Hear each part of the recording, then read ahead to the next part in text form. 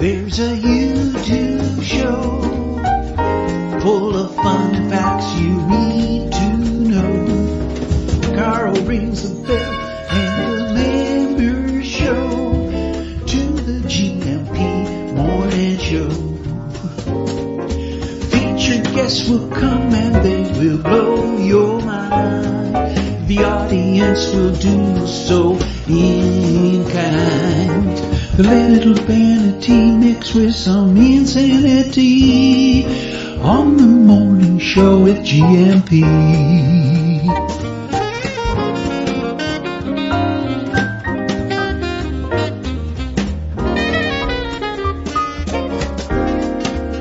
Hey, Gumpers.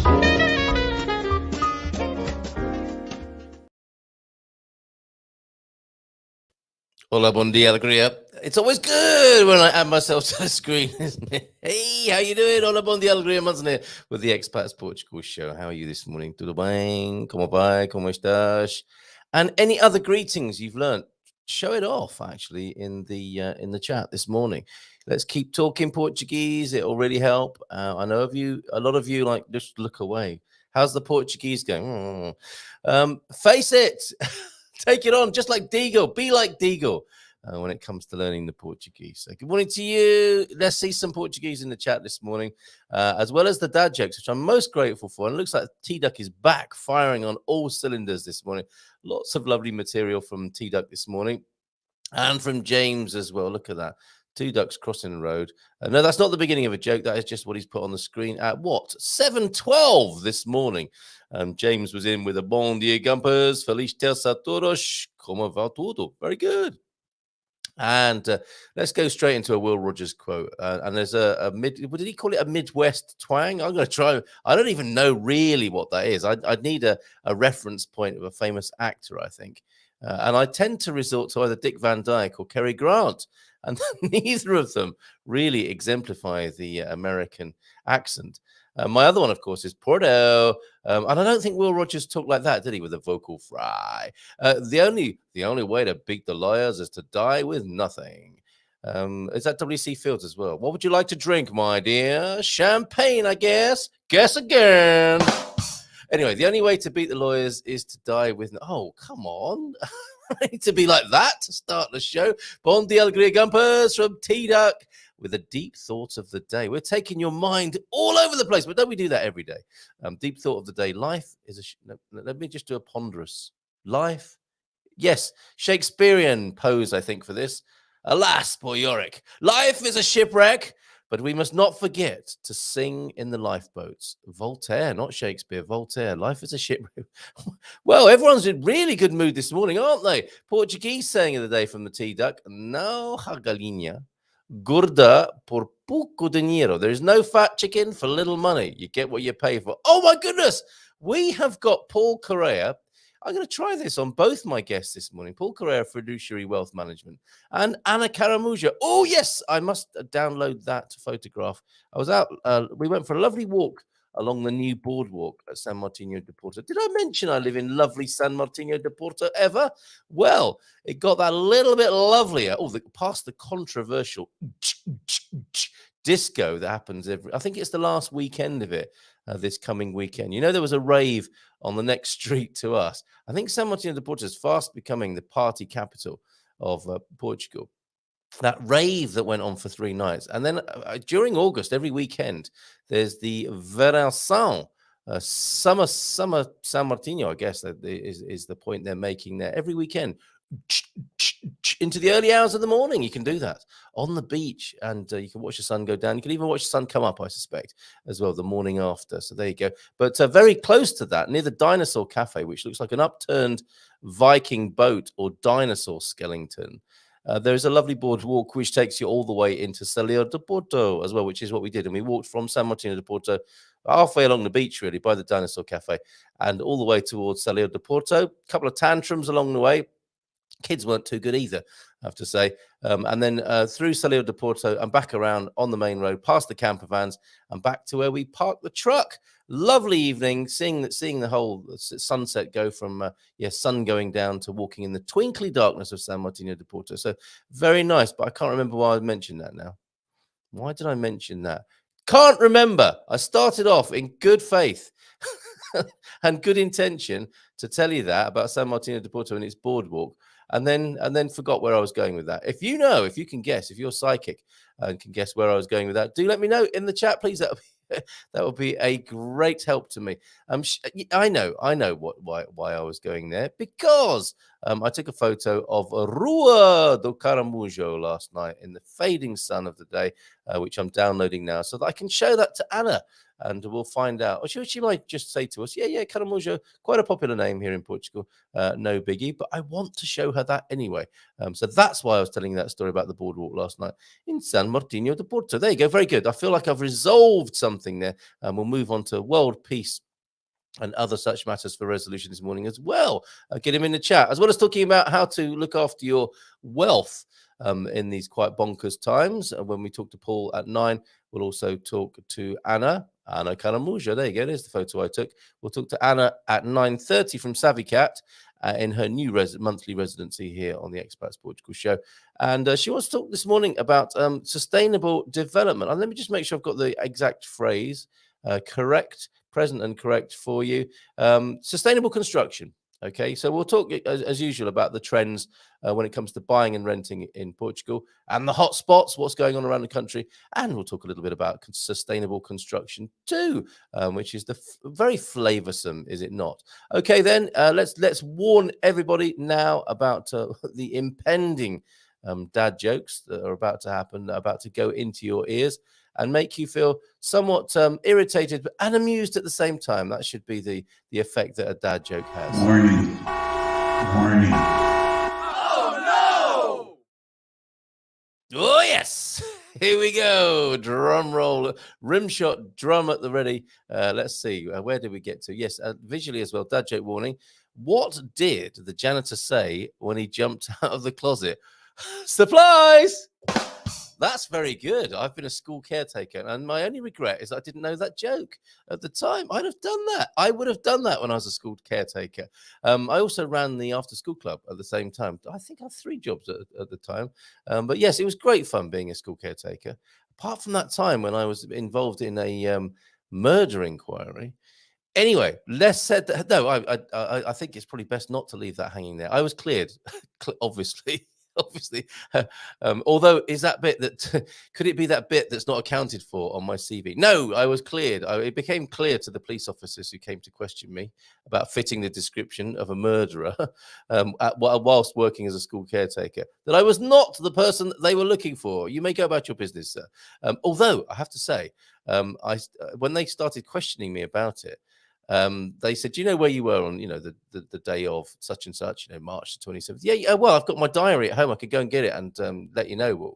So I went home, got my diary, and on the way back, walking quickly, going through the diary, March the 27th, nothing on the page. What do I tell them now? Do you want a box for your leftovers? No, but I'll wrestle you for them. Ooh, thinking fast this morning. Thank you, T-Duck. Not a description of you. I once got fired from a canned juice company. Apparently, I couldn't concentrate. Yes, fantastic. Lovely trio of T-Duck dad jokes there. Thank you very much for those. Excellent. And some visual ones. Some visual ones have been sent in. What do we have this morning? We have this one from James. Thank you very much, James, for this. A little bit reluctant. I've got to tell you, if you send me in a cartoon, at the very least, we must have the cartoonist to credit. I prefer working with memes because memes are made for sharing, aren't they? Cartoonists obviously are professionals and hopefully have been paid by the originating publication. This one, what we have on this one is AOR Music Radio. And it says public domain on Facebook. So hopefully that's okay. It can also be found on irreligious.org. Maybe don't go there unless you want to be offended. But irreligious.org. And this visual dad joke then. So that, I think, is some depictions of the good Lord. Phew, just created a 24-hour period of alternating lightness and darkness on the earth. Angel replies, what are you going to do now? Call it a day. Yes. Very good. Thank you for that, James. And also, what else have we been sent this morning? On 00351 003. Yeah, wait, hold on a minute. I've said it enough times, for goodness sake. 00351 913 590 303. This one. 63 Earths can fit inside Uranus. And the person said, one day I'll be mature enough to read that without laughing. I don't understand what's so funny about that. 63 Earths can fit inside Uranus. I do not understand that. This isn't really a joke, is it? This is very lovely. And it's coming from Suze, I got to tell you. And this is Sue sent in a message this morning. Sue's in Vancouver, of course. We followed her journey from Finland, I beg your pardon, from Finland down to Portugal. And she spent some time with us. And she says, this is why from afar I missed the meetups. Well, this is the virtual meetup for you, Suze. Which is more important, asked Big Panda, the journey or the destination? Now, some people will be saying the journey. Others will say, no, get the job done and get to the destination as quickly, as efficiently as possible. But Tiny Dragon says, and what an unlikely friendship this is. This sounds very lovely. I believe it's a book by James Norbury. And it's Big Panda and Tiny Dragon by James Norbury. Which is more important, asked Big Panda, the journey or the destination? The company, said Tiny Dragon. So thank you, Suze, for sending that in. Your company is here every morning. I know it's probably a difficult time for you now, but we're here for you and everyone else in this wonderful community of ours. So if it's more about the company for you than the destination or the journey, here we are every 8:30 live and watch again on YouTube. And let's carry on with your comments then this morning. International sign language for I just heard a dad joke. Yes, the forehead slap, isn't it? There. And that was quite some way into the conversation this morning. So scrolling back then, don't want to miss anybody. Nubianette, good morning, Nuno. But in the US, there are no holidays in August. Are you kidding me?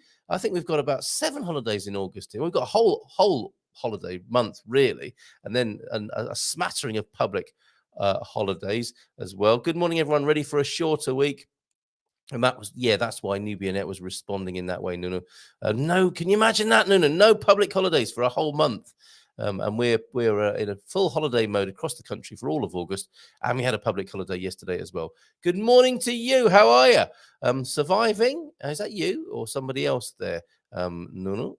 Surviving all the parties, I suspect. Nubianette, true, says Nuno, but not true for all US citizens already living in Portugal. Oh, yes.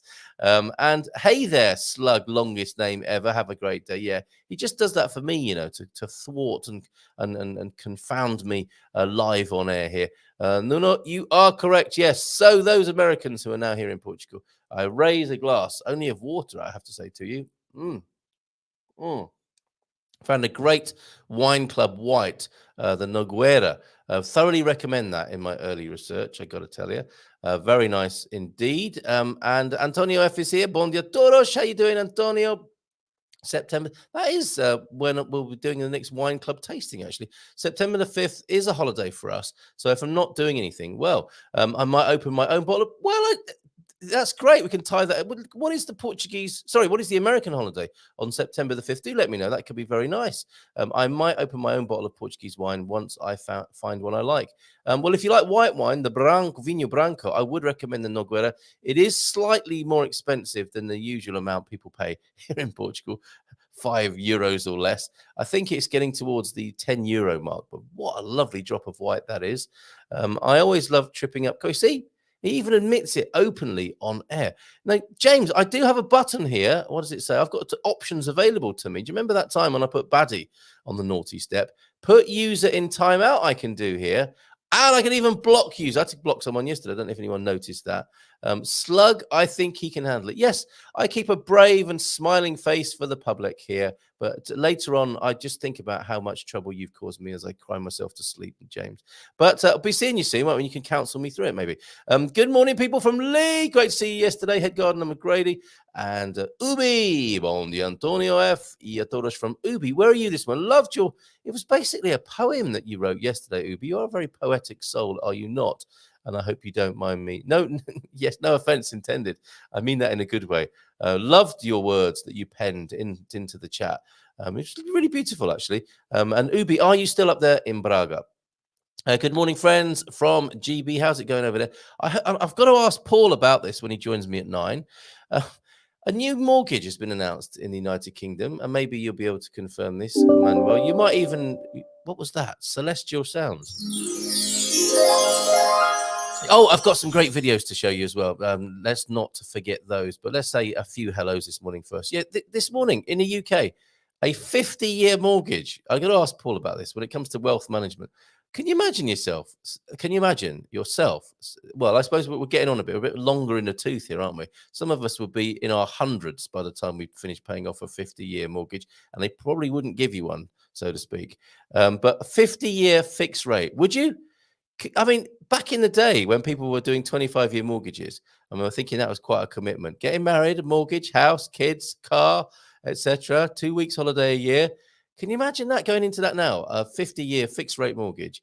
And apparently the average price house is 360 grand in the UK.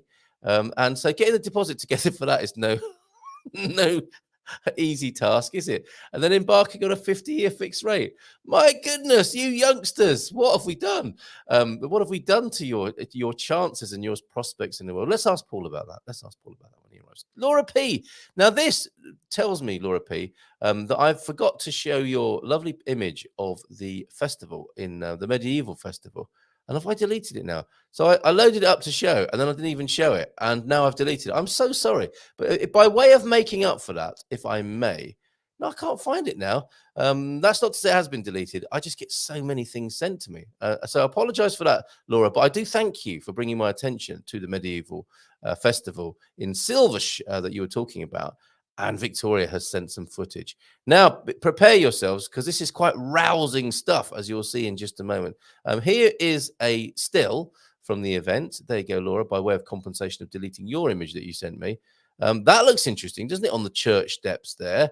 That's quite an interesting juxtaposition of cultures as well, isn't it, on the church steps there? I think that's the basis of the much of the warring energies in Portugal in medieval times. I do believe those gentlemen are of a Moorish extraction, and there they are in peaceful times, entertaining everybody on the steps of the church. A far cry from their original visit. I don't suppose music was the calling card in them days. Okay, let's hear them playing now, and we'll work our way towards some very rousing material of some semi-nakedness and gyration. Okay, you have been warned.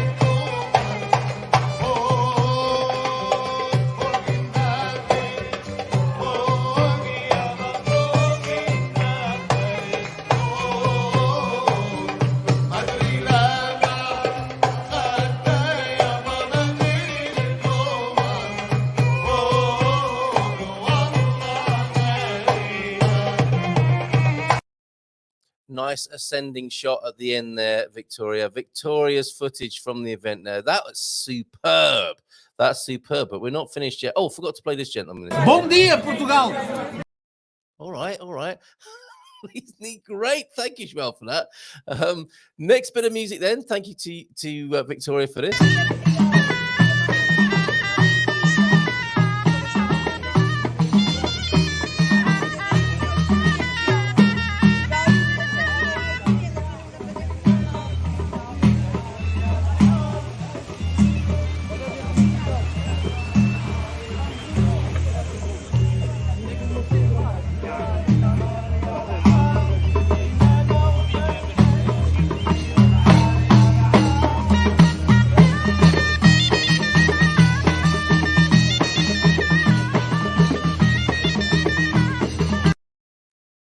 Wow, it's just amazing, isn't it?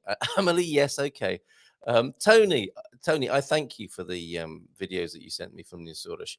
And we are working on possibly a choreographer for the marching band. Now, I love that music. I will not have anything said against it. We're talking about rave music, though. I mean, that is the original rave music, isn't it? What we just heard. That just immediately, you just think, yes, come on, let's dance. Hola, bon dia, kids from sunny Portimao, Victoria. Thank you so much for these videos. We're not finished yet. That was two of the trio that you are blessing us with this morning.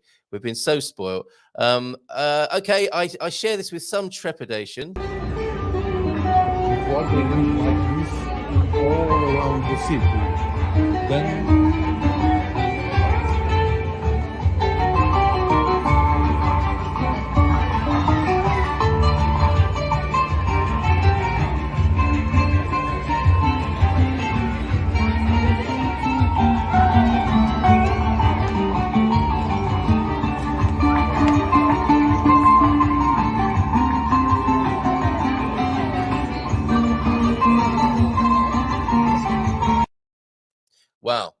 Did you see that little lad? That lady, semi-naked lady, gyrating her way towards him. It just gets into the spirit of things, doesn't he? That will have stirred many feelings, I suspect, in people. In me, it's like, where can I get an outfit like that? Okay, Victoria, thank you so much for those 3 videos. These videos, says Laura P, show the great influence Morocco had on Portugal. Isn't that great? And yes, all right, fair enough, Emily. Different, not better. We use different, not better here, right? Morning, Victoria. The God Squad tip of the day is for you. It involves stairs. Okay, well, we better go there, hadn't we? Now let's go to that God Squad tip of the day. And of course, Victoria, one of the originals of the God Squad, a Grey Watch crew.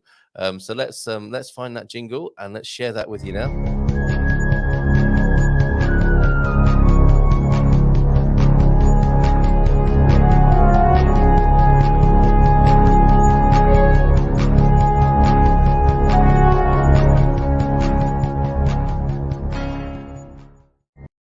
Gentle fitness tips and ideas then. Today's is I was traveling. Oh, good news to hear that you're coming back to Portugal, Coach Turner. I was traveling on the tube, which is what the Londoners call the metro, isn't it? Or the subway, and trains in London on Sunday. Well, you're lucky. I thought they were on strike. With lots of stairs. Walking up 2 stairs at a time is great exercise and works the quads and glutes. Probably then gets you in good shape for some of that belly dancing as well, doesn't it? So if you've got glutes and quads, and I know Coach Turner has recommended this to me because I have complained of having a somewhat flabby bottom, which there are moments, aren't there, in this show where you're thinking, oh God, Carl, TMI. We had the earthquake preparation moment yesterday, didn't we? Sorry about that, Connie. Apologize again to you. And today, flabby bottoms. But I say it in the spirit of public spiritedness, so that anyone who is struggling with a flabby bottom, their own or somebody else's, and always ask for permission, working on the quads and glutes, take the stairs 2 at a time. Skip up there. Always carry a first aid kit and a paramedic too. No, go steady, go careful. If it hurts, stop. But look at you running up the stairs 2 at a time. Do like to do that, but go steady doing that. Thank you very much for that, Coach Turner. Woo. Sarah is in as well. Born dear, how are you doing? Oh dear, this is not good, is it?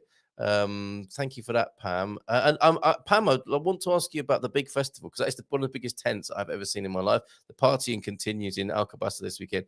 Was it the San Bernardino festival? Sorry, I'm just trying to reach for that in the dark recesses of my mind and memory. Got canned from a canning company, and this is what's kind of made me broke my stride a little bit there. Watched the news last night, and the fires are still raging, Serra da Estrela.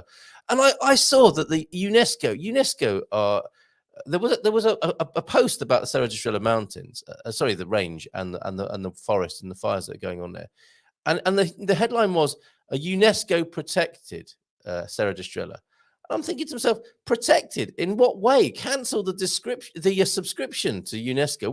What protection is being offered by these global institutions? Now, sorry if I'm speaking out of turn, and they are doing something quite amazing. But it's interesting, isn't it? How a lot of these great big sort of trans global things, United Nations, UNICEF, UNESCO, you sometimes doubt, don't you, what their power is, and whether it's just some sort of publicly funded gravy train. Anyway, sorry, I don't know what got me going there. And from fires to murder. Wait, a murder at the school you were working? No. What happened was there was a murder in the city where I was living at the time, Sheffield in Yorkshire in the UK, and you know how there was a photo fit distributed, and apparently somebody phoned the police to say, yeah, that caretaker at the school, he looks like that guy, or more like in Sheffield. Than us, that fella in photograph looks like caretaker at school there.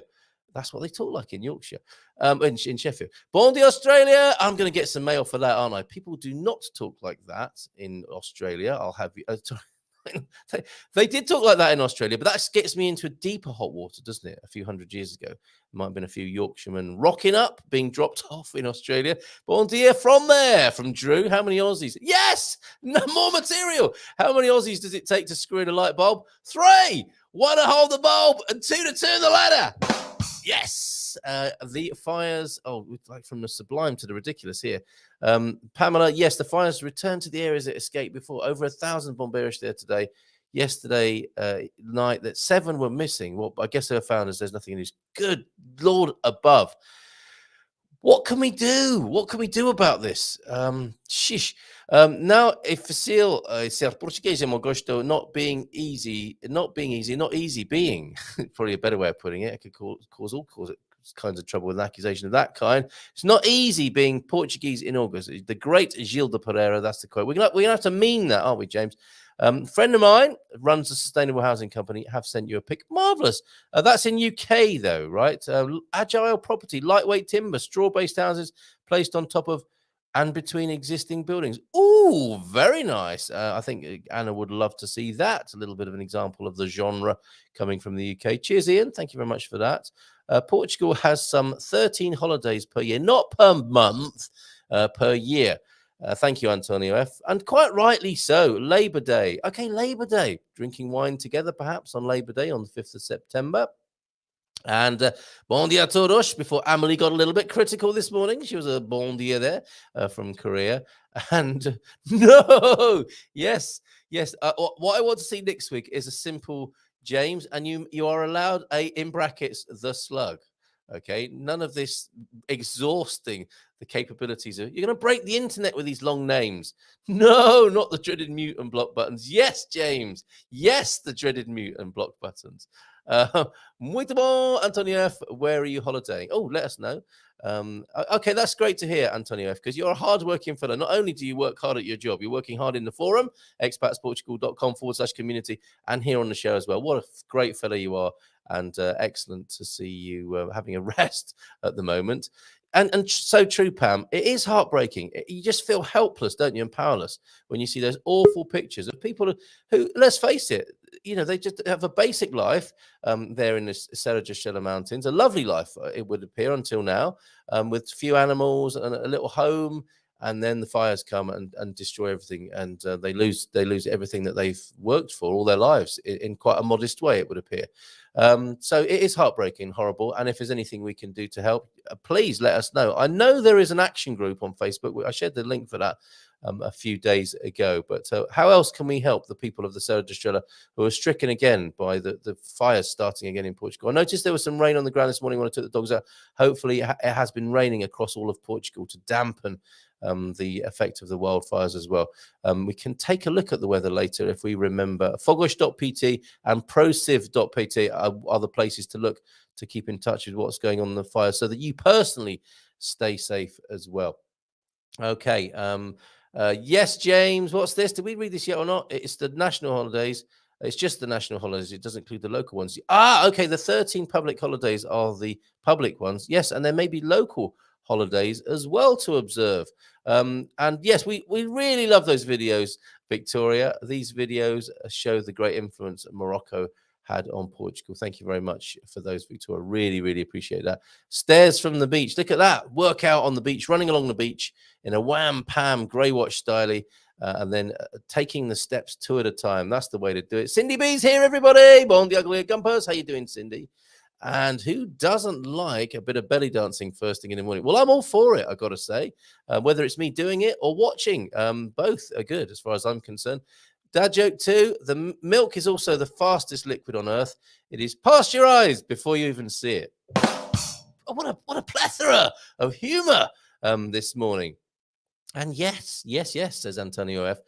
They had. The Moors, Muslims stayed in Portugal for some 400 years and longer in Spain. Joao F. from an Antonio F. to a Joao F. Good morning, Gumpers. You are the gumpest Gumpers I've ever known. Thank you. In fact, you are the only ones. Well, yeah, that's what my kids say to me. You're the best dad.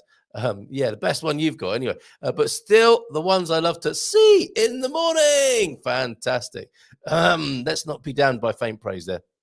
Otherwise, no, if fácil ser Portuguese and Mogosto would not be so true. Yes, indeed, when it comes to all that holiday.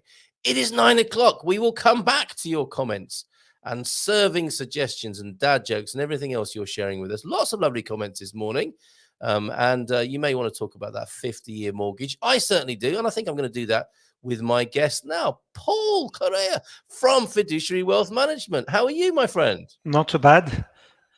Had what? 8 kilos bigger, but besides that, hey, all good. I was just about to say congratulations on losing 8 kilos because I thought that's No, where no, that no. was I going. think I put 8 kilos. Yeah, that's what holidays do to you. But Oh, anyway, tell us about. I mean, I think you want that's. I call that an investment, Paul. You're in the uh, investment business. in That the investment business, yeah. you can point at your belly and say, "This is an investment right here." I Look, have. if I showed everyone my belly, your show would be an absolute disaster. So I think I'm going to refrain from doing anything of the sort. What? So no, we've shown a video of belly dancing in Silvestre. You're not going to treat us to some of that? I don't think that's what your audience wants to see. Okay, let's put it to the vote. No, please. You might you might discover another Correa here this morning. Anyway, okay, let's change the subject. I want to know about your holiday though. Where have you been eating all this delicious food? Just in Spain for a All right. little break. Ooh. And Yeah, you're live from Gibraltar this morning, right? I am live back in the office yesterday with great difficulty, but hey, I'm fighting fit. Fitting through the door. Exactly, yeah. Well, I couldn't get through the door to begin with, and then of course, yeah, everything becomes a struggle on your first day back, as we know.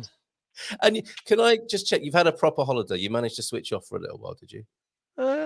So, not entirely, I but think in your world, it's not that easy, is it? Let's face it. no. But it's Okay. good. All right. So, what has been happening in your world? I mean, we seem to be plotting a trend here. Every time I've spoken to you for the last 2 years, do you think it's safe to say things have got crazier incrementally, month by month? We've not had any let up, have we? Nothing makes any sense. No. Nothing makes sense financially, at least. Markets are going up. I Yeah. think it's the calm before the storm. Okay, so But yeah, on the face of it, market's going up, which would appear to be a good thing, but you're not so sure. no, I'm pretty confident that we haven't seen the worst yet Right. by any stretch of the imagination. I think the Fed will raise rates one more time in September. I think in the November Fed meeting, it's just days before the midterm election, so they're not going to increase rates then.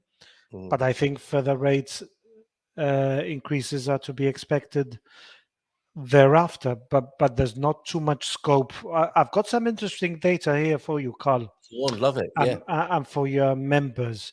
But the reason I keep saying that we're not going to the reason I keep saying that rates are not going to increase in the US, for too long, is what I keep saying. They've got 30 trillion of debt, and what I didn't realize until quite recently, and I just wanted to share this with your audience, is that since the global financial crisis in 2008, the US monetary base has expanded from 900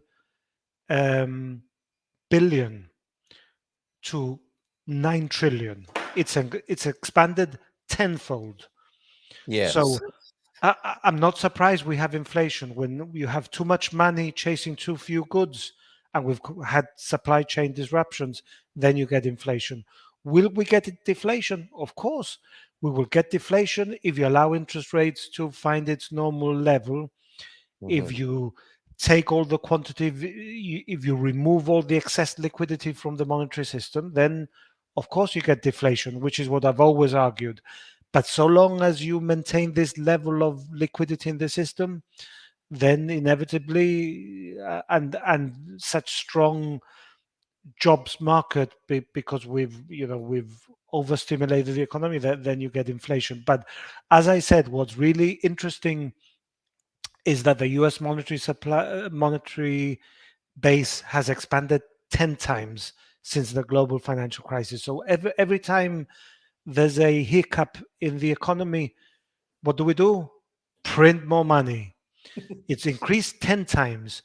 But this is also interesting, because if you look at the period to 1971 onwards, when the US monetary base expanded and we had inflation and so on, gold tends to track the expansion in the monetary base. So I think gold is still, it's early innings.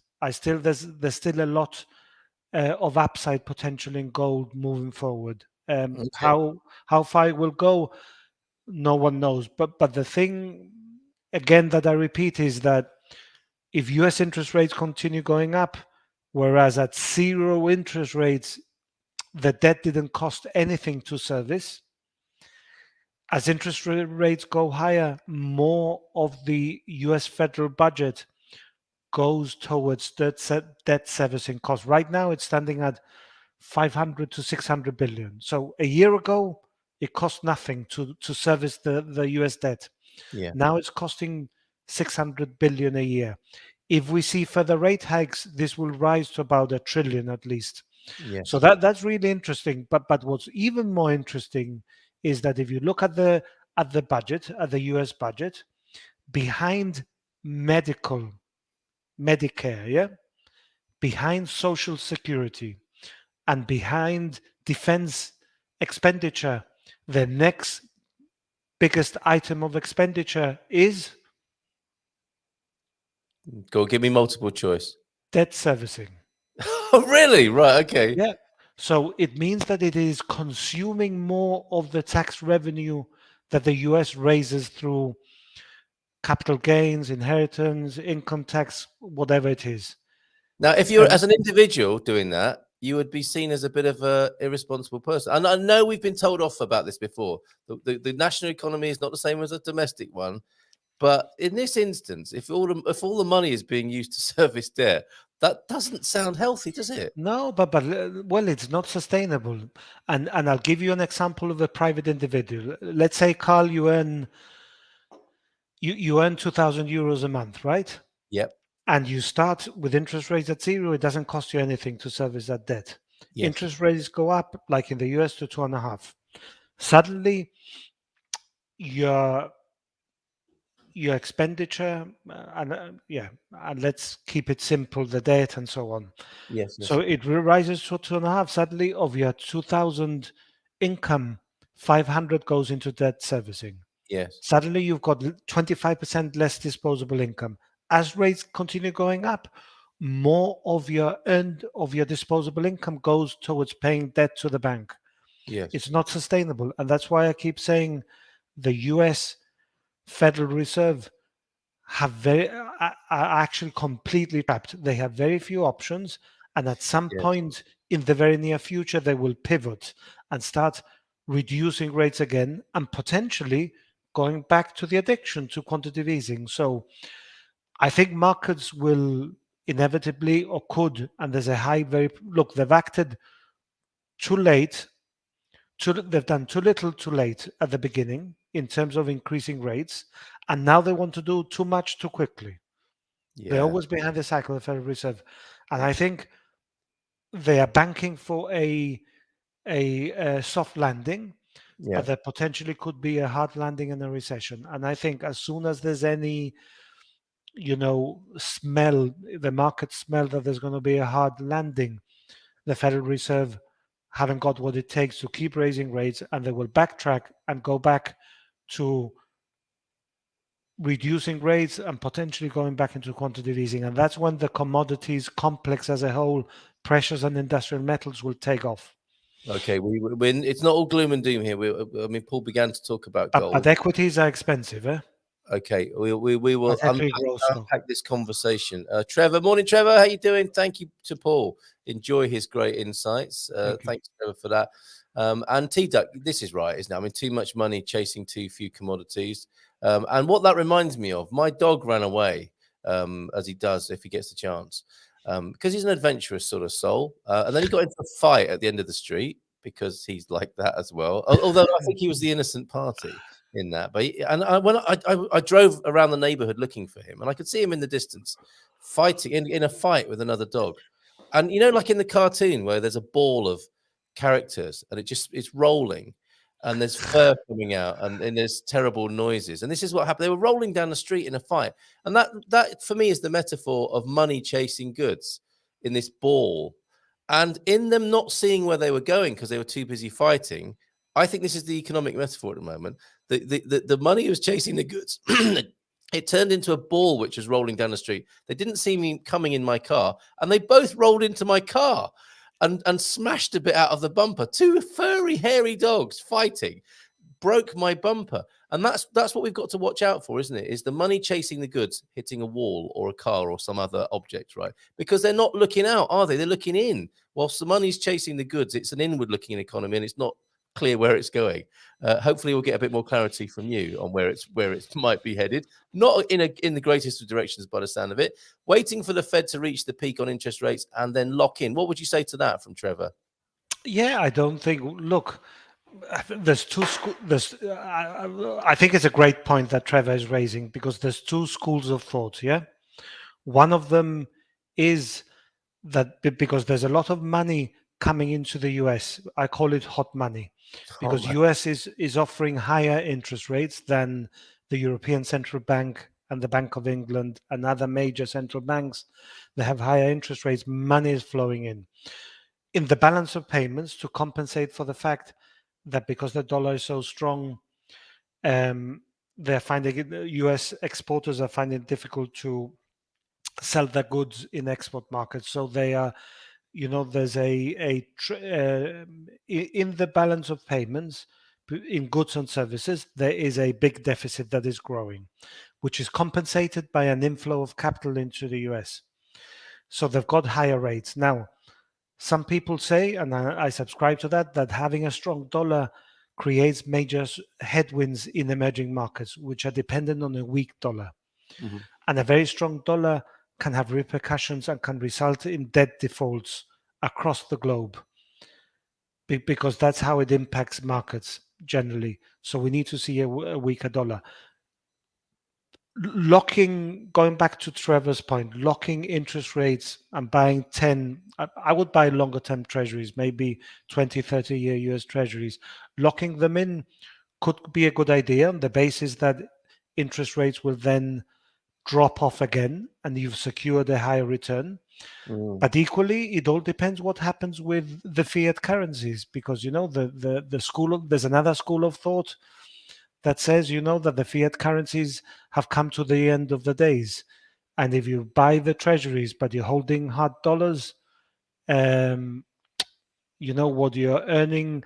And if we have persistent inflation, you might be earning 3, but inflation is running at 10. So in real terms, you're losing purchasing power. And that's so yes. Why, yes. So yes, maybe buying 20, 30-year US treasuries for a little of your money, but not for too much. Having 25% in cash, maybe 10, 15% in US treasuries, buying gold and silver, definitely. Yeah. And holding real assets, And buying Bitcoin. Property. No, hold on. It took 14 minutes for the B word to be mentioned. The B word. Has this changed at all in this situation you described? Look, if we're talking about risk off, then there's nothing riskier than Bitcoin and all the other currencies that come with it, right?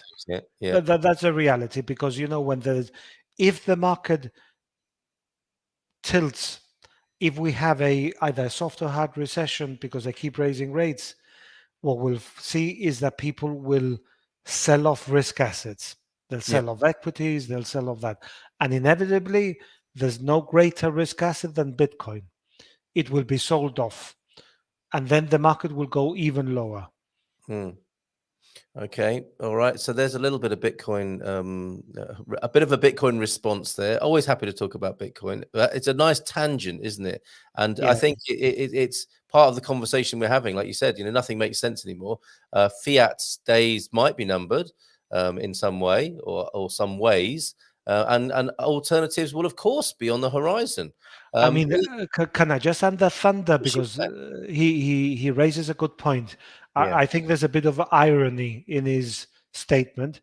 Is cash king when there's deflation? Yeah, go on. Is cash king when there's deflation? I think it's actually a very good point as well. In the same manner that Trevor raised a brilliant point before. And the answer to that question is, I can understand where he's coming from. Why would you have cash yielding zero when if inflation is rising? But he says when there's deflation. I Yeah. don't think we're going to get deflation. Let me say that. I think we are in for a period of persistent inflation. Raising rates, removing liquidity from the system will actually bring down inflation. But yes, in this environment, cash is king because it gives you the ability to pivot, to maneuver, to take advantage of opportunities in the market when they arise. Because inevitably, when there's greatest volatility is when the greatest opportunities abound. Yeah. So that's why cash is king, and I agree with um, with Trevor and with Thunder. Okay. Excellent stuff. Can I Coach. say so? Why is Thunder called Thunder Duck and not Thunderbird? It's just a point that I want to raise, but Okay. maybe I'm sure he'll let us know. He'll let you know. He'll let you know. He loves ducks. I know that much about him. So, okay, fine. but that's not to say he doesn't love birds as well. We will find out from T Duck. If you can answer that, that'd be great. Coach Turner, surely he's calling you. Most recent inflation has been caused by external factors, and rate rises won't help. So, is it true You, that they've been caused by external factors? Because I mean, a lot of people are blaming the government, no, and but they can't win, can they? If they change interest, or I guess it's not them changing interest rates; it's the so-called private and independent banks, the Bank of England, and I suppose the Federal Reserve. But what do you say to this then? Is it external factors? no, I think Ian is also right in what he says, partially right. And I think in my previous intervention, I said that what's the point of raising rates to try and deal with supply chain disruption? Yeah, Yeah, because raising rates doesn't resolve the issue with Ukraine and the supply chain disruptions as a result of the war in Ukraine.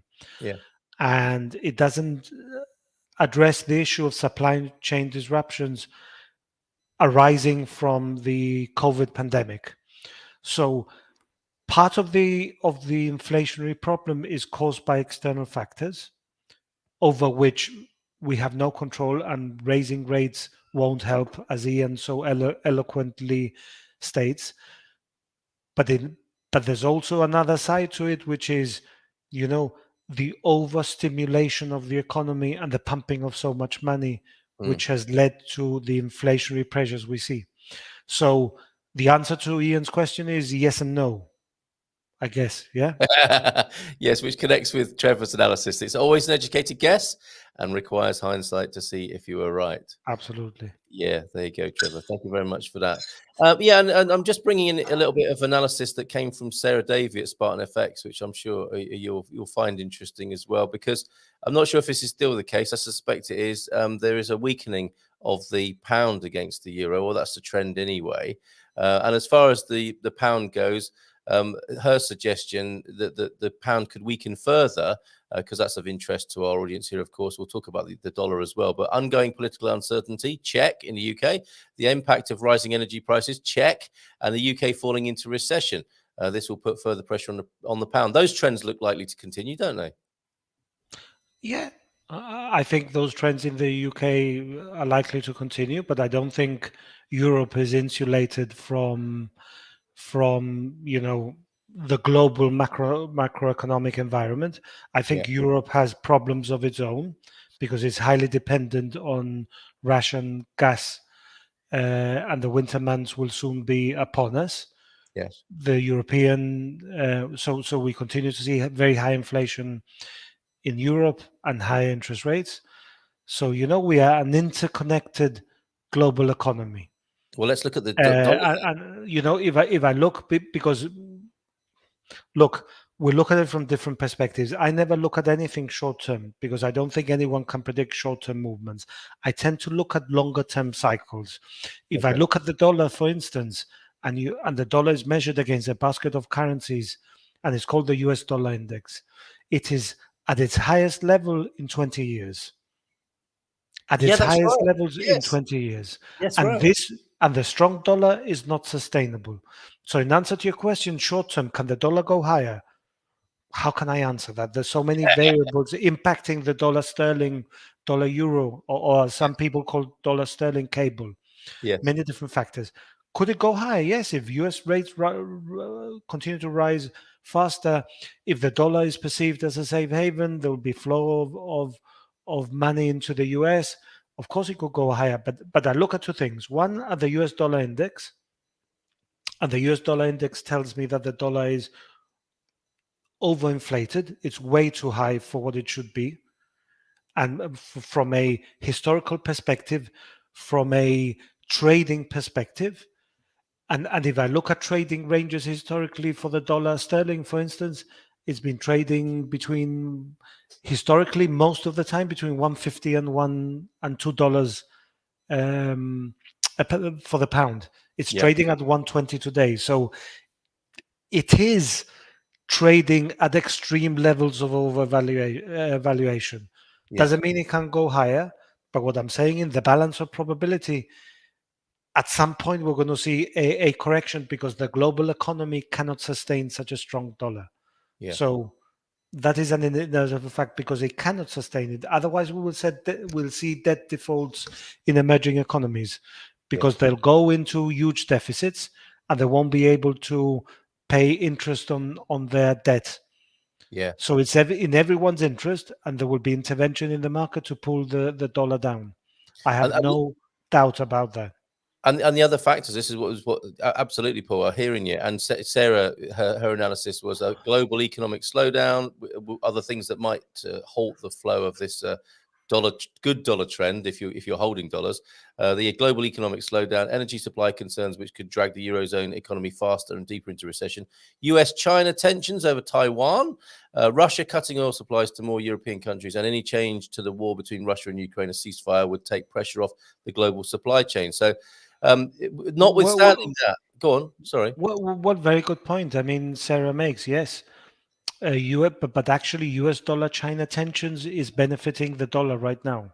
Yes, because it's creating geopolitical risk, and in times of uncertainty, the dollar remains a bastion of as a safe haven. Right. Of safety, a bastion of safety. Exactly. So more money goes in. That doesn't mean that the dollar is not overvalued. It just means that current factors are benefiting the dollar. But as I said, there will come a tipping point, because the global economy and emerging markets there will be debt defaults if the dollar continues rising. There is no question of that. We can go back in time of the last 30 years, and every crisis we've seen in Latin America, emerging markets, is all driven by a very strong dollar. And I love that hot dollar phenomenon that you talk about. That's something to watch out for. So, Amelie, no, we don't do crystal ball when we're talking to Paul. When do you think the dollar will fall? I'd want to move money. Well, what he said before, you got to be looking out for those signs. There's no time that can be given, but when those things line up, the things we've been talking about, that's what to be watching, right? But I think what Emily should consider doing is selling dollars now in tranches, because you're never going to get the top of the market or the bottom. No one comes with a bell and says, "Tling, you hit bottom." It doesn't happen. I can't tell you. No one knows. So I think the idea is it's overvalued now. It could continue rising a bit more. Start selling your dollars in tranches. If that's no longer your base currency, that is, for me, much better advice. 20%, in little tranches. Okay, that makes sense. No is the answer to us belly dancing, Paul. So neither you or me will be dancing on screen this morning. Okay, thanks for that, Stephen. None taken.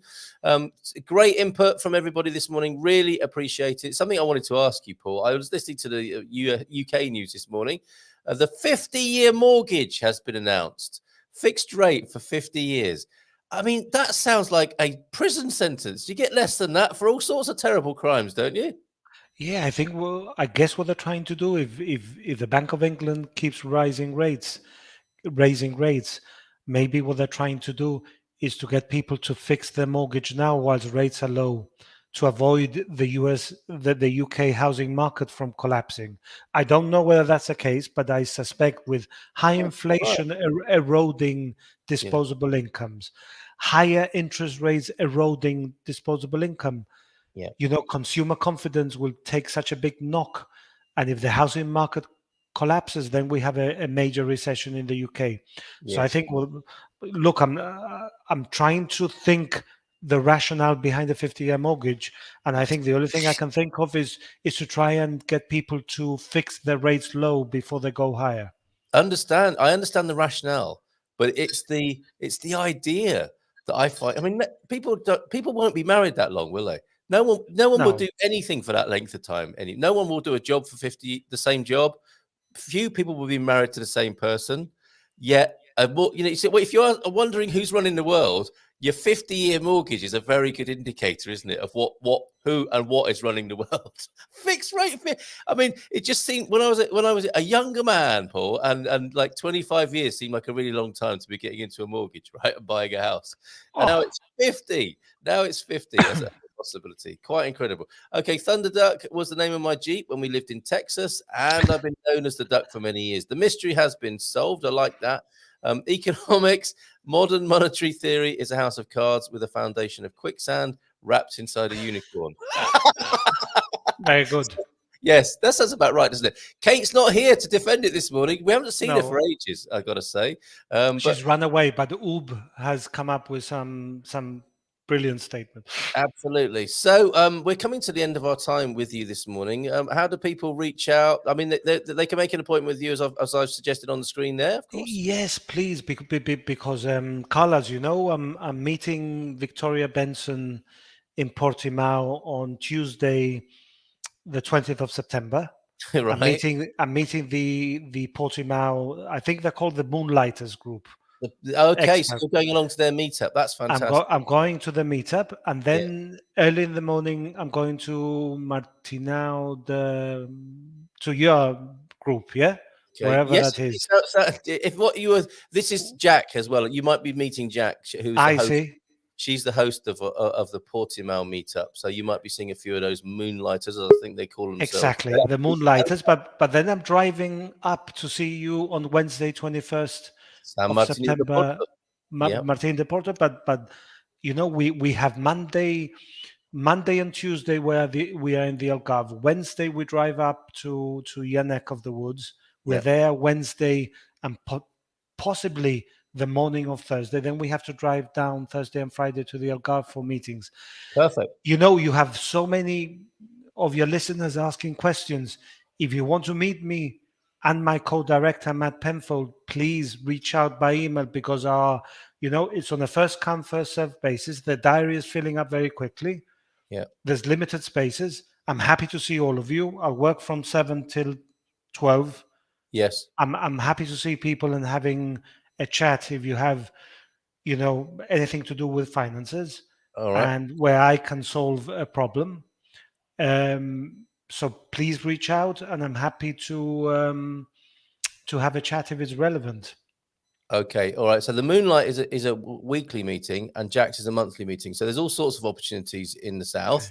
Okay. Cool. I'm looking forward to meeting you on Wednesday. It's not this Wednesday. Can you give us the dates again, please, Paul? For you? No, it is Wednesday, the 21st of September. Wednesday, the 21st of September. And that week, all week long, you'll be in Portugal, and you'll be available to meet people for private meetings as well. Monday, the 19th of September, and Tuesday, the 20th of September, I'm in the Algarve. Yeah. Wednesday, the 21st of September, and the morning of Thursday, the 22nd of September, I'm in the Lisbon area and the near neck of the woods. And then I come back to the Algarve in the early afternoon on Thursday, the 22nd of September, and I'm there Thursday and until the early afternoon of Friday. Very good. Okay, we've only got a minute to go or thereabouts. A quickie question, but a couple of comments as well. No crystal ball when talking with Paul. That rhymes, and you're welcome to use that if you want to. Dollar cost average, don't move it all at once, and agreeing with your great advice there. Indication rather than advice. You got to take responsibility for your own decisions. But we have great conversations with Paul every month, which are indicative and educational. Amelie appreciating that. And Trevor says, keep a balanced portfolio of currency. Trading all your dollars for euros currently could be a mistake. And then a final question then, what do you think of the USI series savings bonds? can Usians, non-Usians, invest in I bonds? Is that possible, Paul? Do you know anything about that? It's not something I do, so I'm not familiar with those terms. And what we love about you is you will not comment on things you're not familiar with. I don't know what it is. Why would you do that? You know, it All would right. be responsible to try and pretend that I know what UB is referring to. I Well don't. said, sir. Well said. Well, it's fantastic to talk to you. I'm going to get those low-fat Thank you. hashtag starters ordered. Everything when I buy you lunch when you come in San Martin de Porto, I'll make sure it's a very healthy. Probably just a salad. Is that all right? The salad is fine, but those tots. Excuse my language. I don't want to be misinterpreted in any way, but those tarts are absolutely brilliant. They are okay. Well, I'll see if I can get the special ones that have no, they pose no diabetic or obesity risk. I think they have been invented now, and they exist in Portugal. Seriously, with no sugar? If I can invent that, Paul, you and I will be rich. I will share that with you. Absolutely. Okay, we're working on it. Great to see you, mate. Have a great day, Gibraltar. Thank you. As ever. Bye for now. Cheers, mate. Thank you. See you. Oh, fantastic. Always great talking with Paul there. We move on now because, of course, we need to go to Savvy Cat Anna Caramuja. Good morning to you, Savvy Cat Anna. How are you? How are you? I'm great. It actually was raining during the night, but like you can see, it's quite sunny now. So typical Where are you? weather. I'm in Caldas. Oh, so okay. I'm close to you, I think. So I don't know if you're still in San Martin. Well, I've got to change my banner for you this morning because I've got live from Porto because you do get around the place. So I'm changing that now, and I think this is going to work. Live from Caldas, yes. And last night when I was out and about having a walk, I noticed this. Your family are famous then, are they, around here? Do you know what a caramujo is? No. So caramujos are those small pointy sea snails, like those are caramujos. Oh, okay. All right. Oh, what a lovely name to have then. So that wouldn't be unusual to see caramujo around Portugal, and certainly by the seaside. No, there is actually several places. There's a place in the Algarve too, near Lagoa, right next to the international school. There is a place called Caramujeira. So yeah. Oh, amazing. Okay. Well, I thought I'd snap that for you, but not too much of a surprise then for you. How have you been since we last saw you? I've been good, busy. It's been what I thought you might quite say. eventful. My life is always quite eventful. What? So not just business, but personal as well. The crazy times, a bit like the financial markets we were just talking about. Yeah, lots of things happening all the time. Yeah, amazing. Okay, so what's going on then? We like to start. We're going to talk about sustainable construction, of course, because I think that's a little bit of a niche that you're addressing, and it's a very important one here in Portugal. But for the headlines from the world of property in Portugal and buying and renting, what have we got? Things are showing no sign of a slowdown, I suspect. No, so what we've talked about in the last webinar, I think things are going more or less as predicted. So the influx of immigration to Portugal is definitely not slowing down, very much on the opposite. So it's been accelerating, and there is a huge influx of people coming between September and November. So we're going to be very busy with that. Right now, I actually have a lot of people going to the Algarve, which I find curious because during the pandemic, I barely had anyone in the Algarve. I even got my Algarve agent to help other agents because things were so quiet there. And now he's the one with the most clients. So it's an interesting shift. Why is that? Why do you think that is? What are people telling you? I think it's very much because of the pandemic. I think people that choose to go to the Algarve want the beach, slow, vacation-like lifestyle, and they didn't find it comfortable to come during the pandemic. And maybe some people that were going to other locations were willing to take get more outside their comfort zone. I don't know if that's the justification, but that's the only thing I can come up with, honestly. But yes, there are lots of people coming to the Algarve at the moment, and the Algarve has always been the most popular vacation and retirement destination in Portugal, and that's not just for overseas. It's very much for within the European Union. With the NHR program, Portugal is extremely attractive for retirees, and the Algarve is very much a dream destination. So maybe just going back to pre-pandemic trends. Yes, very much so. Okay, so interest in the Algarve and the people you say you're meeting with lots of people. These are the scouting trips, are they? People planning to come scout? Yes, lots of scouting trips. I have lots of people that are already starting to talk to me, but only planning to come on 2024, 2025 even.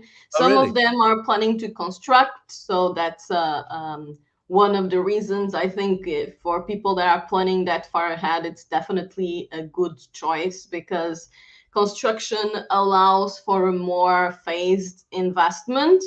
So just to go a bit around the process that is to buy, to build in Portugal. So the first thing is obviously to find a plot of land, which in the Algarve, it's not something that is widely available, but there are still some. It's not like there are a huge offer on the market. There are many different types. So you have sometimes people that have big plots of land and they license them in town hall, and then they sell the license project. So let's imagine they license 5K square foot square meter plot, and they divide it in multiple villas, and then they sell the plots for the villas already with the licensing done. So whoever buys it can just pick up the construction license and start construction. So that's one of the ways that people go around it. And of course, that's also an investment model. So that's pretty much plot flipping. So people buy the empty plot, they license it, they sell it for a higher profit. Got it. Plot flipping. Yeah. Does inflate the market a bit, but it also saves you the headache of going through licensing in town hall, which can definitely be a headache. Yeah. Then again, people are also kind of stuck with whatever it's licensed because it will be hard to alter the already licensed project. Yeah. So if you are buying something licensed, make sure you are actually like the project that is there. And also, those licenses expire, don't they? Yes, but that's not a big problem. So when they expire, you can usually just renovate it, and the cost isn't that high. It's just they will be reviewed, and the expiration is mostly because the PDM, so that stands for Plano Diretor Municipal. So that's basically what the regulations of town hall that get updated every few years. And that's why the licenses have an expiry, because if there's any changes to the PDM, they need to be in accordance with whatever is licensed. So usually it's not a big issue because most cases the PDM won't have drastic changes, and you can just reactivate the license pretty easily. But it actually is perfectly possible to fully alter the new license project, but that's basically getting a new license. It's the same process as getting a new license. But that can come as a great relief and kind of like a planning hack for people, or a building hack. To get a licensed plot, a project, can reduce the headaches involved massively, can't it? Especially with some difficult cameras. Yes, so cameras here in Portugal are very much a Russian roulette. You never really know what you're getting.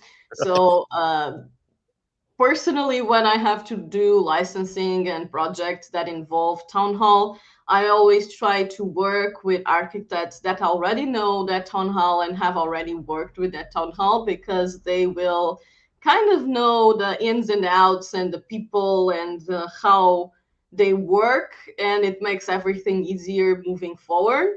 Because if you are working and town hall is working against you, it can take a very, very, very long time. Yeah. So well, I've been in conversation with some people who they bought some land, and this is something that their experience will help you avoid anyone listening and thinking, oh, I'll buy some land in Portugal because it looks so competitively priced and I'll build my dream home there.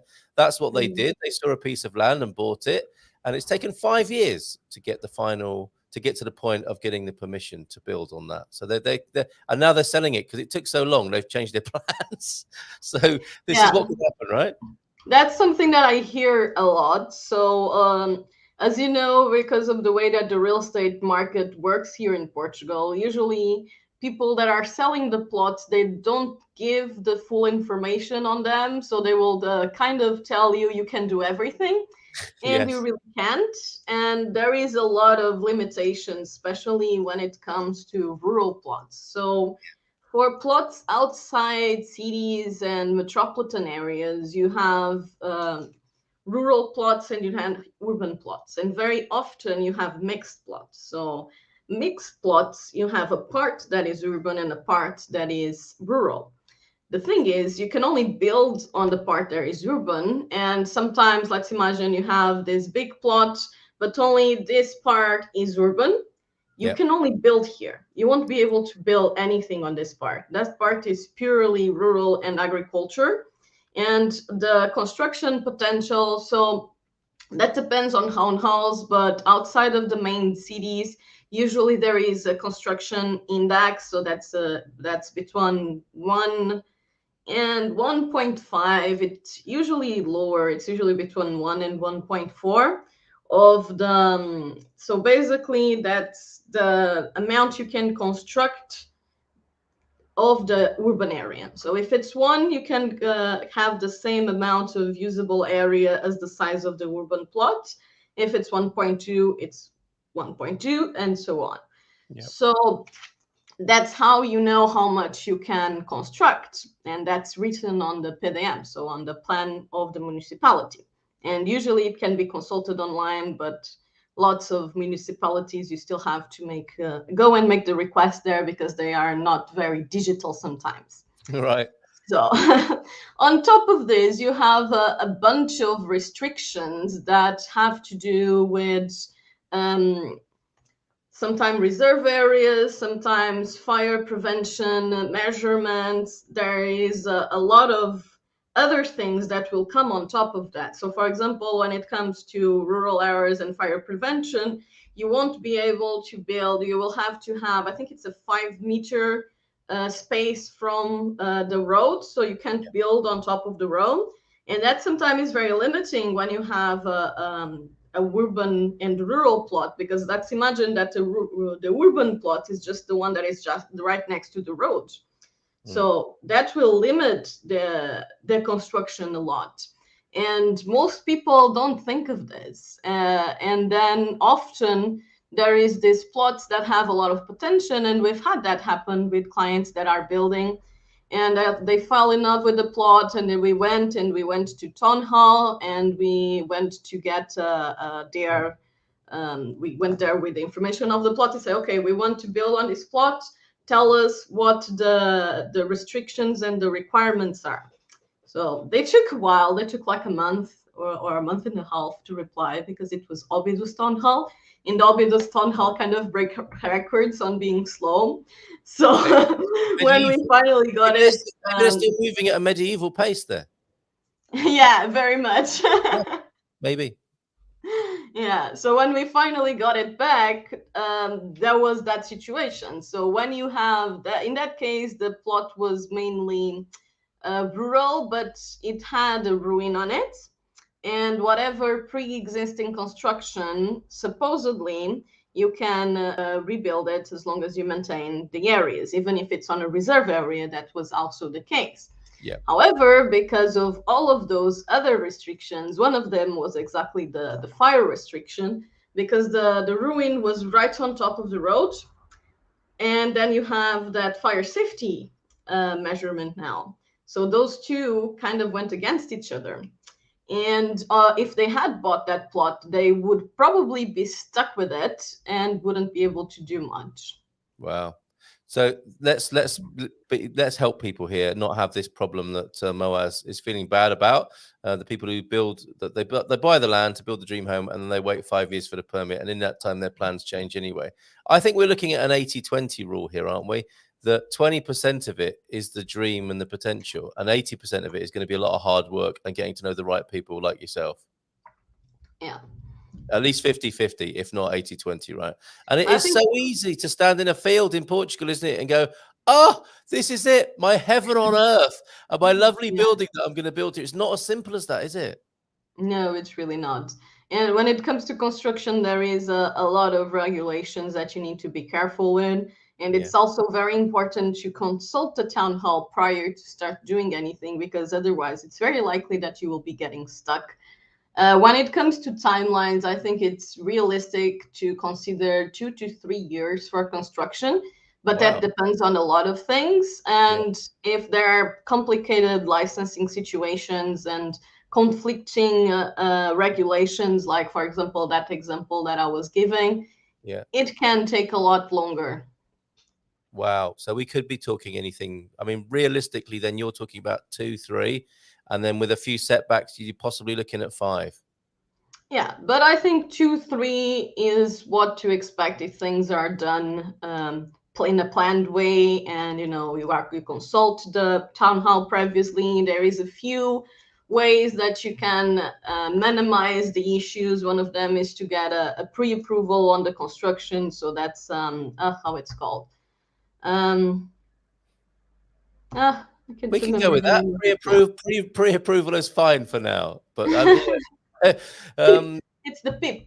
the PIP, getting the PIP, okay, Pedido which de means informação prévia. So that's okay. another interesting thing that you will find a lot in plots, is that often they don't have a license, but they have a PIP. And the Okay. PIP is a non-binding town hall opinion, so to say, where they Right. basically tell you it is possible to build something like that. So it's mostly about the volumes. So you will submit an initial project that makes the volumes and the typologies clear. So if it's a villa or if it's apartments and that kind of thing. And town hall will tell you whether or not that it's possible to build. So Okay. often you will see plots of land with PIPs, and basically that is saying that town hall confirmed it is possible to build something like that, but no licensing is made. So basically you can do whatever you want as long as it is within what town hall approves. Very good. So look out for the pips as well. With that, let's talk a bit, if we may, about construction itself. And are you meeting some exciting builders and developers? As soon as I mentioned it this morning that you were talking about sustainable buildings, Ian sent this in from the UK. Apparently, these folks, they are called Agile. Was it Agile Property? Lightweight timber, straw-based houses placed on top of and between existing buildings. That sounds like a very nice idea. Now, what we realize in Portugal when we start talking to the camera is they're not too keen on these progressive methods of building, are they? Timber frames and straw bales, because of the fire risk potentially. That too, and town halls generally like to maintain consistent aesthetical line. Yeah, so okay. that thing of having the old building below and the modern building on top, sometimes people get away with it in cities like Porto and Lisbon, where they just grow one floor, and then that's those kind of container-like looking floors that I honestly think they look terrible. But sometimes town hall approves that, but generally they do have some demands when it comes to the aesthetic side of things and keeping a consistent appearance on the streets. Yeah, okay. And then, I mean, given that that's the case, that they might want to go with the vernacular or the local aesthetic, that would mean a lot of either stone or concrete built buildings, right? Yes, but nowadays when it comes to sustainable construction, it's mostly about the materials and the use of renewable energy and actually reusing the resources as much as possible. Yeah. So I'm currently in the process of developing a package for sustainable construction in partnership with a sustainable construction company. And I've Excellent. been looking at their solutions, and I find it pretty interesting. One of the main differences is the bricks they use. So the bricks they have isolation within them, and they are kind of like Lego blocks. They kind of match with each other. Yes. And it's really interesting because in the end, the blocks themselves are more expensive than the regular construction because they have everything within them, things end up being more or less the same price as normal construction. So for you to have an idea, at the moment construction prices are going between 1100 and 1300 per square meter plus VAT. So this company, the sustainable building company, has been quoted me 1,150 euros per square meter. So that's very much That's within competitive. the That's values that are nowadays, and it's very competitive, to be honest. yeah. And of course, when it comes to construction, you can have these reference values, but it's very much about the finishings and the materials that you choose to use. Of course, if you use a lot of glass and marble, construction is going to be expensive. Yeah, or timber even these days. Well, all of it is expensive, isn't it? But maybe you could bring them with you next time. They sound like a fantastic firm. Concrete, let's face it. I mean, when you're looking at construction, generally speaking, around Portugal, a lot of it is shuttered and poured concrete, and that is not, I mean, by anyone's measure, that's not a very sustainable material to use, is it? Yeah. Okay, so it'd be great to learn more about this company. Anything else you want to say about sustainable construction before we go to some of the questions we've got for you? Let me see. The other thing about the sustainable construction is, of course, the importance of isolation and thermic and sound Yeah, the properties. quality. Okay, yeah. So they also had a solution when it comes to the thermic control that it's built into the construction. That's actually something that maybe one of these days we schedule an interview with him. I think his English isn't as good, but he has someone on his team that has good English, so we can try and get them over. Perfect. And Pictures tell 1,000 words, don't they? So let's yeah. if they've got some lovely images, we'd love to see those.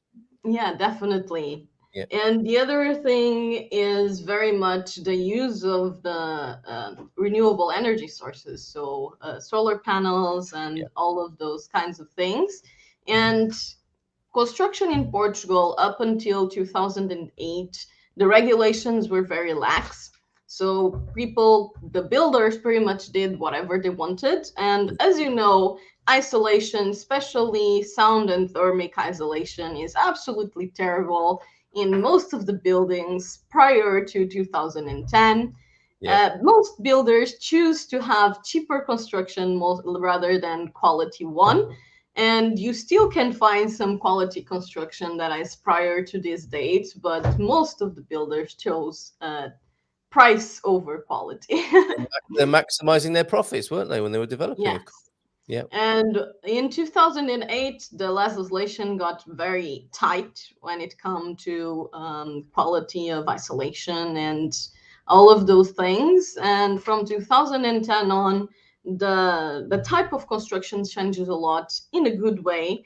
And one of the things that I was commenting with the owner of this company is that is nothing new for the foreigners at all. Actually, it's the opposite. They find it strange that how our construction is so badly isolated, because in other countries, especially in northern countries, let's talk Finland, Germany, and up to that side, where things get pretty cold, they already had very good isolation solutions, even in England, of course.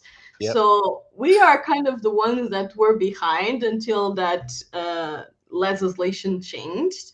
So it definitely was a good thing. But this kind of construction already had that concern, and that's one of the main concerns from the start. Yeah. Okay. Thank you very much. Really great subject. Let's hear more from you in the coming months. That would be wonderful. So observations and questions. Let's get to them. Caramujera is one of the most luxurious hamlets of Portugal, located in the... Are you anything to do with this? Is this where your ancestors are from? Located in the civil parish of Lagoa and Calveiro, on the outskirts of the city logo in the Algarve region. Thank you, Antonio F, for that. It became well known for including in its location the internationally famous Marinha Beach, considered by the Michelin Guide as one of the 10 most beautiful beaches in Europe. Look at that. Superb. Thank you very much. And I think we've got a cliffhanger there. We'll come back to you, Antonio, on that. Algarve is only a dream destination. Oh, TF Dewey, pouring water on people's dreams here, I think, peeing on their chips. Only a dream destination if you want to overpay for everything, including property, and live in an expat bubble, never experiencing the real Portugal. That's not actually true, is it, from TF Dewey? I think that's a little bit of a stereotypical judgment there. Algarve does have a lot of expat bubbles, and one of the things that I find curious in the Algarve is the amount of closed condominiums that you have there. Yeah. It's very disproportionate compared to other areas in Portugal. I think there is no other place where you have so many closed gate condominiums as the Algarve. Yeah. And definitely a lot of resorts, and that it's an area that lives off tourism. So it does have some a lot, like Portuguese people sometimes says it's a British colony because there is so much British retirees there, but it's not like it's not part of Portugal. It's still part of Portugal, and the people from the Algarve still have a very rich culture. It's just definitely it's getting a bit over taken over by expat culture and tourism. But it's still there, and there are still locations where you will still be able to experience local life. But of course, if you choose to go to a resort and a closed condominium, it will be an expat bubble. Yeah. And I'd love to talk to somebody about why they want to live like that. It's very interesting, isn't it? It's not. I don't know many people I don't know anyone, I don't think, who lives in a gated community. But they are very popular. They are very popular, aren't they? But I think that's probably because of based on people's prejudices or pre-existing motivations. It's not like Portugal's so dangerous that you have to have a security guard on the gated community, is it? I guess it's like for people who want, the kind of life where you're over 50, you don't want to hear children anymore, unless they're your grandchildren that visit you on a Sunday, and then you can do that at a bar somewhere else. It can be quiet all the time, perfectly manicured. I don't get it myself. I mean, I do get it. I understand it conceptually, but I wonder what life must be like. No wonder. I mean, people there must have to drink a lot of gin and tonic to kind of make up for some of the other things, like life, maybe. That's just my personal view on that. And Victoria's pushing back a bit as well. I live in Portugal and not within an expat bubble. Depends on how you do things. I live amongst the locals. Well said, Victoria there. Only messing as well, TF Dewey. We know that is a bit of an Algarve stereotype and immediately. I lived in Portimão, right next to the market, and I really liked living there. And I definitely wasn't in an expat bubble. No, I got some real good buddies. They're expats, by the way, but who live in Portimão, but they have a great time. Yeah, and do enjoy a local life. I think Laura's got something to say about this as well. Oh, Victoria says, I experienced the real Portugal 24/7. That's stimulated a bit of a pushback there, TF. And furthermore to you, I lived in the north for 2 years and now nearly 3 in the south. Being more touristic is more difficult having relation with the locals, but join any Portuguese group and you will always be welcomed. How's that? Alex is here as well this morning. Good morning to you, Alex, who's going to reach out to you. Hi, Anna. Going to Portugal middle of September for property scouting. We'll contact soon. And also asks as well, I think you've got some specifics here, haven't you, Alex? Yes, you do. I'm looking for properties in Jerez or Alentejo area, trying to spend as little as possible, as long as the property qualifies for the golden visa. Sweet spot then, just over that 350 or 500. What you got in Jerez and Alentejo, Anna? Golden visa and spending as little as possible is not very compatible. So you have to spend at least 500K, and on top of that, you have about 50K of taxes on the application. So do have that in mind. Yes. But it's actually funny that you are considering these two areas. I'm guessing it's because of the golden visa and the exclusions. But they are two completely different areas in pretty much everything. So Jerez is this gorgeous green mountain area full of water and streams everywhere that is chill and chilly too, depending on the time of the year. It does get quite chilly there. And then Alentejo is the exact opposite. So it's dry plains, very plain. and very hot, and you have mostly Arabic style low construction. So these are complete opposites when it comes to climate and landscape. So it's curious that you are mentioning this too. But yes, they do qualify for the golden visa. And Judaish is a bit more inflated than the Alentejo area, but then again, it depends where in Judaish. The more interior you go, the cheaper things get. Also, the longer it gets for you to get anywhere because roads are in the middle of the mountains. I think Alex likes contradictions. Jerash and Alentejo, contrast. Cheap as possible, golden visa contrast as well. I think that may be you might be a Gemini, Alex, I think there. Brilliant. Okay. Thank you very much for your question there, Alex. Let's see what we've got. It's 10 o'clock. Need to let you go. In my humble opinion, the real Portugal is utopia, hence no place. It will always exist in my heart and soul, no matter where my body breathes. He's such the poet, Ubi. Thank you very much. Those closed communities, says Victoria, are built to make money from foreigners by Portuguese developers. That's a fair point, isn't it? And the condominium prices drive me nuts. Seriously, we've looked into those kinds of places for clients, sometimes investor clients that want to buy to rent out in Airbnb. And the worst we come across was 10K per year on condominium fees. Like, how do you justify that? That was the worst we came across, though. But still, it's like 830 euros per month. How come? Yes, I've enjoyed visiting everywhere we've been in Portugal, but can't imagine living anywhere except Lisbon. So his heart belongs to Lisbon there, T-Duck. Love the Algarve of Portugal, a country that is different and lovely. And thank you for that. Thinking about your love by Kenny Thomas. Good track. Thank you for that suggestion this morning. Oh, look at this. Amusing. All these people religiously watching Expat Portugal every day and still claiming not to be living in an expat bubble. We have real Portuguese people here. TF, as you'll see in the chat. There she goes. There's away from a real Portuguese person. And Moaz. Can we do this together, Anna? Please say bon dia to my best friend, Rima, who is staying with me for a few days, and I'm trying to convince her to move to Portugal with me. Come on over. The water's lovely. Bon dia, Rima. There you go. Fantastic. I've got one final question. If you don't mind, give me a couple more minutes, Anna. You mentioned that you don't like the old container or straw bale stuck on the top of a traditional Portuguese building in Porto. What is your ideal Portuguese vernacular building? What does it look like? Is it blue and yellow? No, I don't think it's about the ideal. It's about being consistent with the pre-existing architecture. Because if you have this typical, in this case, the typical Porto architecture is this thin and long buildings.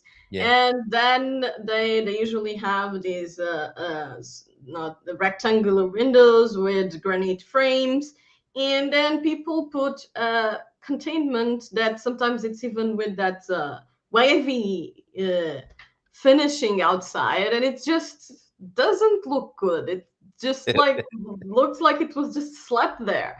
Yes. Well, it's quite an art, isn't it? I think, to make something fit, and it often needs the eye of an architect, doesn't it? Rather than just. It's very much about usually people who do that is about doing it as cheaply as possible.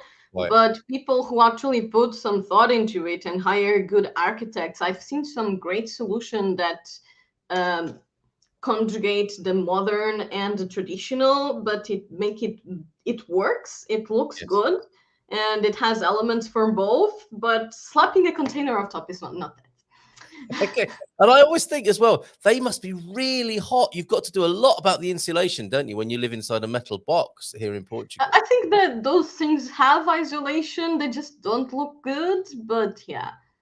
Okay. All right. Excellent to talk to you. Thank you for bringing in the idea of sustainable construction. Been lovely to have a conversation with you. As it is always, you'll be with us again next month.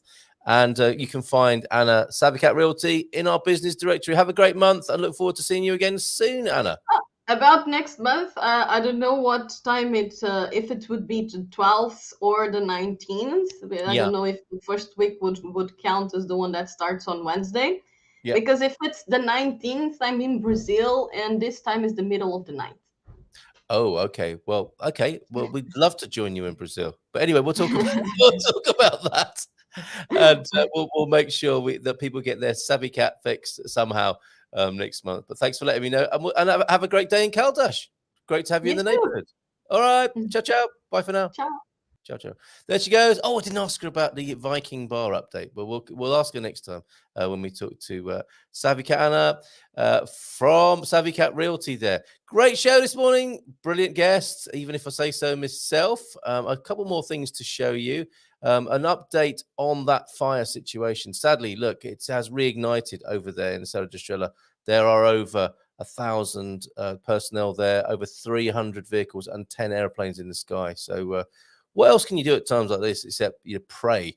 And what is it? I think was it Ubi? You said there are no atheists in a foxhole. That's what it comes down to, doesn't it? Smash that like button. What an excellent and informative show today. Thank you very much, T-Duck. And a couple more things to show you then on the screen. Fogosh.pt if you want to keep in touch with what's going on over there. A beautiful sunflower from Deagle's garden with a bee gathering the last bit of pollen after the birds have raided all the sunflower seeds. I suspect he grows 9-footers over there in Belfast. Back to Alcobaça for a moment. Thank you, Pam.